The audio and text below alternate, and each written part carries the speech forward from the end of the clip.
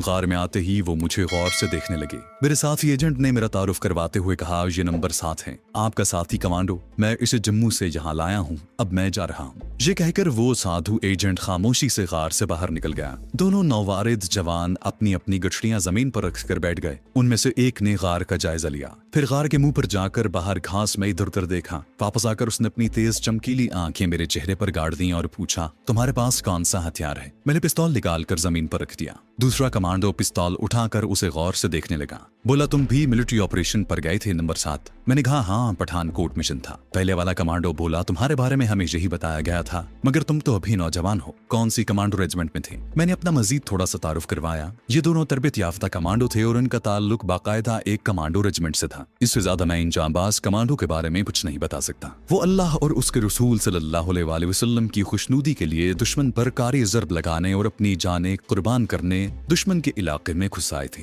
उन्होंने एक नक्शा निकालकर जमीन पर फैला दिया और मुझे उस खतरनाक फौजी मिशन के बारे में तफसीलात बताई। ये मिशन एक बहुत बड़े और नाजुक फौजी अहमियत के पुल को तबाह करने का मिशन था। ये पुल कश्मीर की वादी में एक ऐसे नाजुक मकाम पर वाक़ था जहां वो दो पहाड़ों को एक दूसरे से मिलाता था। पुल एक तेज रफ्तार पहाड़ी नाले पर बना हुआ था और उससे टैंक बड़ी आसानी से गुजर सकते थे। पुल के दोनों जानिब भारतीय फौज की एक डिवीजन मुनक़सिम थी, आधी डिवीजन दूसरी तरफ छावनी डाले हुए थी। दोनों डिवीजन्स और जम्मू और कश्मीर की वादी के दरमियान फौजी नकलो हरकत का यही एक वाहिद जरिया था जो सर्दियों में भी काम आ सकता था, जबकि दूसरी सड़क बर्फबारी की वजह से बंद हो जाती थी। कश्मीर में दुश्मन के जितने भी पुल थे उनमें से उस पुल की बड़ी अहमियत थी। इस पुल को कमांडो ऑपरेशन के जरिए उड़ाने का फैसला किया गया था, क्योंकि शायद आपको मालूम न हो कि पहाड़ी इलाकों में पुलों को बमबारी के जरिए तबाह करना जान जोखों का काम होता है। आसपास पहाड़ियों की वजह से एक तो हवाई जहाज ज्यादा नीचे नहीं जा सकते, दूसरे बुलंदी से ये पहाड़ी पुल इतना छोटा टारगेट नजर आते हैं कि उन पर गिराए जाने वाले बम अक्सर निशान से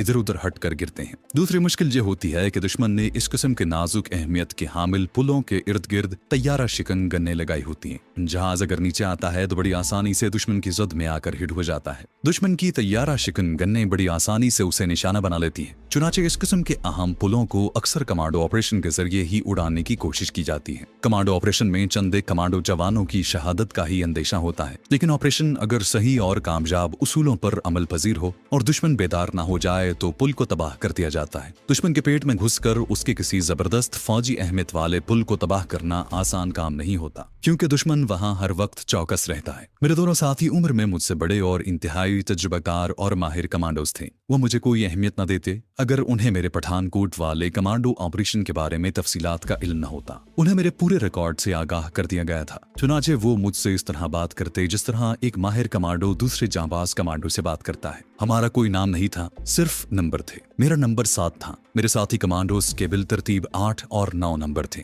हम एक दूसरे के नंबर पुकार कर बात करते थे। उन्होंने वो गठरियां खोल दी जो वो अपने साथ लाए थे। उनमें 3 स्टेन गन्ने थी, एक लाइट मशीन गन थी, 3 चाकू और कुछ हैंड ग्रेनेड थे। इन चीजों के अलावा प्लास्टिक के जेबी साइज के 4 सिलेंडर भी थे। कमांडो नंबर 8 ने मुझे बताया कि चारों इंतहाई ताकतवर और धमाका खेज बम हैं और यही वो सिलेंडर बम हैं जिनकी मदद से हमें दुश्मन के पुल को उड़ाना है। एक थैले में भुने हुए चने, गुड़ और 3 छोटे से सिगरेट लाइटर थे। अभी दिन एक पहर बाकी था। हम नक्शा निकालकर पुल की पोजीशन को अच्छी तरह ज़हन-नशीं करते रहे। जब शाम हुई तो दुश्मन के उस फौजी इलाके में मौजूद पुल की एक एक तफसील हमें ज़हन-नशीं हो चुकी थी। उन्होंने मुझे ये भी बता दिया कि जिस इलाके में हम जा रहे हैं वहाँ भारतीय फौज ने जबरदस्त हिफाजती इंतजामात कर रखे हैं और चप्पे चप्पे पर भारतीय जासूस मिलेंगे। ये कश्मीरी भी हो सकते हैं जिन्हें भारतीय फौज ने रुपए पैसे की लालच या उनके कुंबे को खत्म कर दिए जाने की धमकी की वजह से खरीद रखा हो। हमें उनसे खबरदार रहना होगा। पुल वहां से एक रात और एक दिन की पैदल मुसाफत पर था। वो अपने साथ मेरे लिए कश्मीरी देहाती लिबास भी लाए थे। मेरा हिंदू साधुओं जैसा लिबास उतरवा कर कश्मीरी किसानों का लिबास पहना दिया गया। मेरे माथे पर लगी तिलक की 3 लकीरों को भी मिटा दिया गया। शाम जब गहरी हो गई तो हमने चलने की तैयारी शुरू कर दी। हमारे पास जो असलहा था उसे गठरी से निकालकर हमने अपनी अपनी कमर के गिर्द लंबे कुर्तों के अंदर बांध लिया। चने और गुड़ वाला थैला नंबर 9 ने अपने हाथ में पकड़ लिया। रवानगी से पहले हमने थोड़े बहुत चने खाकर थर्मस में से 2-2 घूंट पानी पिया। घड़ियां मिलाई। मेरे दोनों कमांडो साथ ही कश्मीरी जबान बड़ी रवानी से बोल लेते थे, लेकिन मैं कश्मीरी जबान से नावाकिफ था। चुनाचे मुझे हिदायत की गई थी कि अगर वादी कश्मीर का कोई शख्स या कोई भारतीय फौजी मुझसे बात करे तो मैं गूंगा बन जाऊं। मुखातिब को इशारों से बताने की कोशिश करूं कि मैं कश्मीरी किसान हूं और अपनी बहन के गांव जा रहा हूं। अगर दूसरा शख्स कायल न हो और मेरी तलाशी लेने की कोशिश करे तो उसे फौरन हलाक कर डालूं। अंधेरा जब चारों तरफ पहाड़ों और टेकरियों को अपनी लपेट में ले चुका, हम गार के सामने उगे हुए ऊंचे घास से बाहर निकले। हम एक दूसरे के दरमियान चंद कदम का फासला डालकर चल रहे थे। रास्ते और समत का तयन कर लिया गया था। हमारी रफ्तार मामूल के मुताबिक थी, न ज्यादा न आहिस्ता। जंगली झाड़ झनकार से भरी हुई इस वादी से गुजरकर हम एक टीले की चढ़ाई चढ़ने लगे। आसमान पर सितारे भी हमें बड़ी दिलचस्पी से देख रहे थे। हमारा सफर यूं ही वादियों, घाटियों, गैर हमवार पहाड़ी मैदानों और टीले टेकरियों में जारी था। जिस वक्त हम एक जगह सस्ताने के लिए बैठे तो हमने घड़ियों पर वक्त देखा। रात के 12:15 बज रहे थे। कुछ देर सस्ताने के बाद हम फिर अपने सफर पर चल पड़े। पहाड़ों में सुबह की पहली रोशनी फैली तो हम एक ऐसी पुरफजा जगह पर पहुंच चुके थे जहां चारों तरफ हरे भरे दरख्त थे और एक चश्मा बह रहा था। इर्द गिर्द दूर दूर तक किसी आबादी का निशान नहीं था। मेरे दोनों साथी उस सारे इलाके के चप्पे चप्पे से वाकिफ थे। चश्मे पर पहुंचकर हम घास पर सीधे लेट गए। कुछ देर आराम करके हमने चश्मे के पानी से गुस्ल किया, झोले में से चने खाकर नाश्ता किया और सुनहरी धूप में बैठकर दूसरी तरफ फैली हुई हसीन वादी की तरफ देखने लगे। नंबर 8 ने वादी की जानिब इशारा किया। उस वादी की दूसरी जानिब हमारा टारगेट है। वो सामने वाला पहाड़ कश्मीर का सबसे मशहूर पहाड़ मीरान शाह है। उसके मगरबी दामन में वो पुल है जिसको हम उड़ाने जा रहे हैं। चश्मे के पुरफजा मकाम पर हमें सारा दिन गुजार कर रात को अपने सफर पर रवाना होना था। हमने बारी बारी सोकर अपनी नींद पूरी की।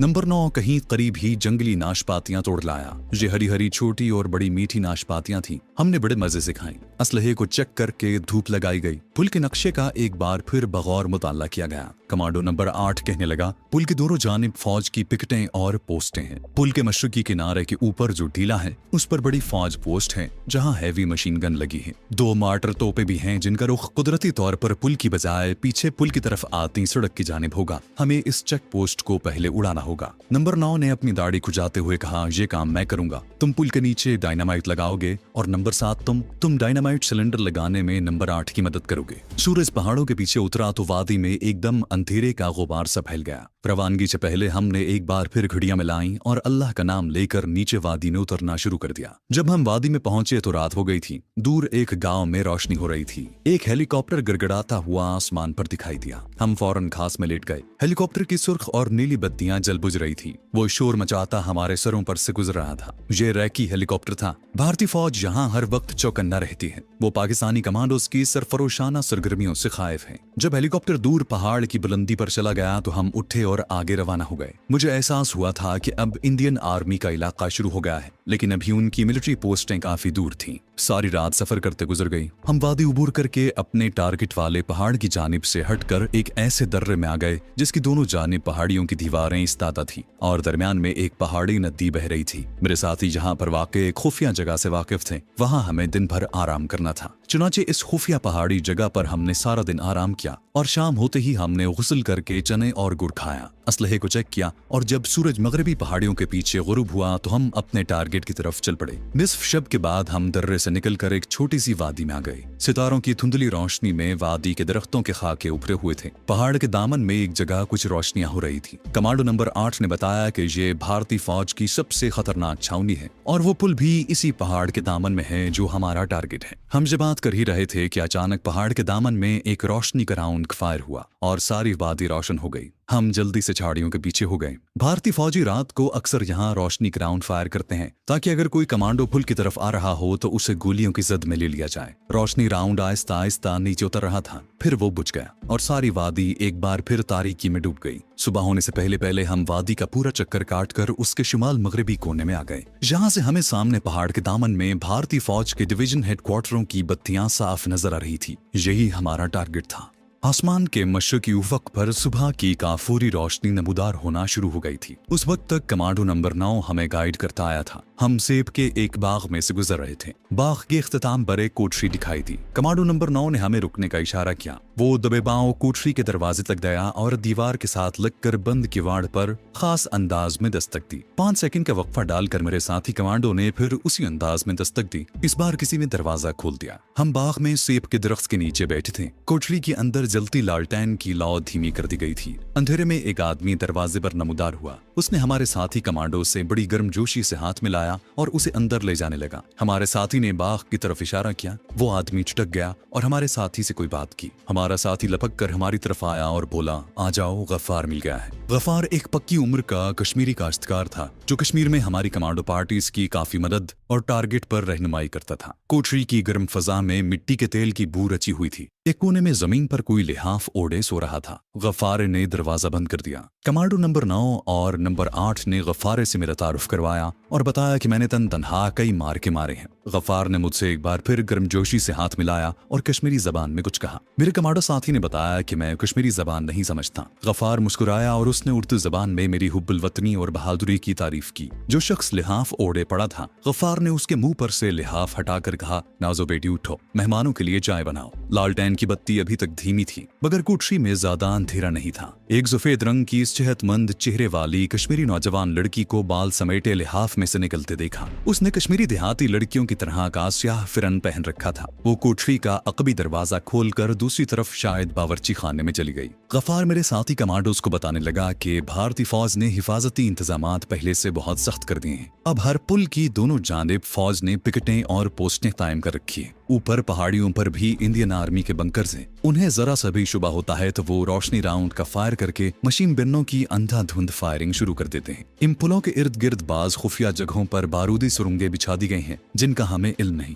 अब ये कश्मीरी जांबाज गफ्फार इस मिशन में हमारा गाइड था। इतने में उसकी बेटी नाजो हमारे लिए प्यालियों में सब्ज चाय बनाकर ले आई। कमांडो नंबर 8 ने जेब से नक्शा निकाला और धीमी लालटेन की रोशनी में उसे गफ्फार को दिखाया। गफ्फार ने नक्शे को गौर से देखा और एक जगह उंगली रखकर बोला, यहाँ पूरा इंडियन ब्रिगेड पड़ा है। इस जगह से थोड़ी दूर एक एकरी पर हेलीपैड है जहाँ 2 हेलीकॉप्टर हर वक्त तैयार रहते हैं। हम खामोशी से सब्ज चाय पीने लगे। बड़ी खालिस चाय थी और उसमें हल्की हल्की ताजा खुशबू थी। गफ्फार की बेटी नाजो लिहाफ घुटनों तक ओढ़े चुपचाप बैठी थी। गाइड गफ्फार बता रहा था, इंडियन फौज के जासूस सारे इलाके में फैले हुए हैं। जरा से शक पर वो हमारे आदमियों को पकड़ कर ले जाते हैं और उन पर जुल्म सितम की इंतहा कर देते हैं। वो मशकूक आदमियों की लड़कियों और बहनों को भी ले जाते हैं। एक न एक दिन इन पर जरूर खुदा का कहर टूटेगा। गाइड गफ्फार इससे पहले भी कमांडो पार्टियों को वहां से गुजार चुका था। वो रजाकाराना तौर पर ये काम करता था इसलिए कि वो पक्का मुसलमान था और दूसरे कश्मीरी मुसलमानों की तरह इस बात पर ईमान रखता था कि भारतीय फौजों ने उनके सूबे पर जबरदस्ती कब्जा कर रखा है। हमें अपनी झोंपड़ी में पनाह देकर वो अपने और अपनी इकलौती बेटी के लिए जबरदस्त खतरा मोल ले रहा था मगर उसका सीना जोश ईमानी से पुर था